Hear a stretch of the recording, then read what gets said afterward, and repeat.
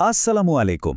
অনেকেই ভাবেন অনলাইন থেকে আয় করতে হলে একটা দামি কম্পিউটার বা ল্যাপটপ তো লাগবেই। আর এই একটা কারণেই হয়তো আপনার ফ্রিল্যান্সিং শুরু করার স্বপ্নটা আটকে আছে। কিন্তু সত্যি বলতে কি, ২০২৬ সাল আসতে আসতে আপনার হাতে থাকা এই ফোনটাই হতে পারে আপনার আয়ের প্রধান উৎস। তো প্রশ্নটা হচ্ছে, আমাদের পকেটে যে ছোট্ট ডিভাইসটা সারাক্ষণ থাকে, সেটা কি আসলে একটা নির্ভরযোগ্য আয়ের মাধ্যম হতে পারে? চলুন আজকে এই ব্যাপারটাই একটু ভালোভাবে জেনে নেওয়া যাক। আর এর উত্তরটা হলো একদমই হ্যাঁ। বিশেষ করে সামনের দিনগুলোতে, মানে ধরুন ২০২৬ সালের মধ্যে আপনার হাতের স্মার্টফোনটা শুধু কথা বলার বা বিনোদনের জন্য থাকবে না। এটা রীতিমতো পেশাদার কাজের একটা শক্তিশালী হাতিয়ার হয়ে উঠবে। তাই এটাকে কোনো সীমাবদ্ধতা না ভেবে একটা বড় সুযোগ হিসেবে দেখুন।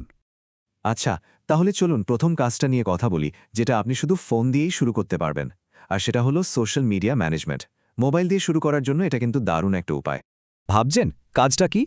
আসলে এখনকার দিনে অনেক ছোট ব্যবসা বা অনলাইন পেজ আছে, যাদের পেজটা সামলানোর জন্য লোক দরকার। আপনার কাজ হবে তাদের জন্য পোস্ট শিডিউল করে দেওয়া, কাস্টমারদের কমেন্ট বা মেসেজের রিপ্লাই দেওয়া, আর পুরো পেজটার দেখাশোনা করা। এই সবগুলো কাজই কিন্তু আপনি আপনার ফোন থেকে খুব সহজে করে ফেলতে পারবেন। আর হয়তো ভাবছেন ডিজাইন কিভাবে করবেন, সেটারও সমাধান আছে। ক্যানভার মতো দারুণ সব মোবাইল অ্যাপ আছে, যা ব্যবহার করে আপনি কোনো কম্পিউটার ছাড়াই একদম প্রফেশনালদের মতো গ্রাফিক্স ডিজাইন করে ফেলতে পারবেন।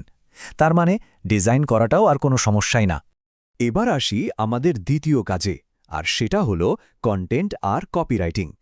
এই ডিজিটাল যুগে যারা ভালো লিখতে পারে, তাদের চাহিদা কিন্তু আকাশ ছোঁয়া। আর সবচেয়ে মজার ব্যাপার হলো, এই কাজটাও আপনি সরাসরি আপনার ফোন থেকেই করতে পারেন।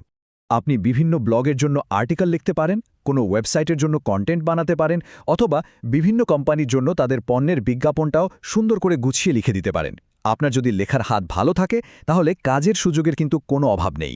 একটা সময় ছিল যখন লম্বা চওড়া কিছু লেখার জন্য ডেস্কটপ ছাড়া উপায় ছিল না, কিন্তু এখন আর সেই দিন নেই। গুগল ডক্স বা বিভিন্ন নোট নেওয়ার অ্যাপ ব্যবহার করে ফোনেই কিন্তু দারুণভাবে প্রফেশনাল লেখালেখি করা সম্ভব। ঠিক আছে, কাজ তো শিখলেন, কিন্তু কাজটা পাবেন কোথায়? এটাই তো আসল প্রশ্ন, তাই না? চলুন এবার জেনে নিই কিভাবে আপনি আপনার দক্ষতার জন্য সঠিক ক্লায়েন্ট খুঁজে বের করতে পারবেন। প্রসেসটা কিন্তু খুবই সহজ। প্রথমে আপনার কি কি দক্ষতা আছে সেগুলো সুন্দর করে গুছিয়ে একটা প্রোফাইল তৈরি করুন। এরপর আপনার কাজের জন্য ভালো একটা প্ল্যাটফর্ম বেছে নিন। আর সবশেষে ক্লায়েন্টদের সাথে যোগাযোগ করে কাজের জন্য আবেদন করা শুরু করে দিন।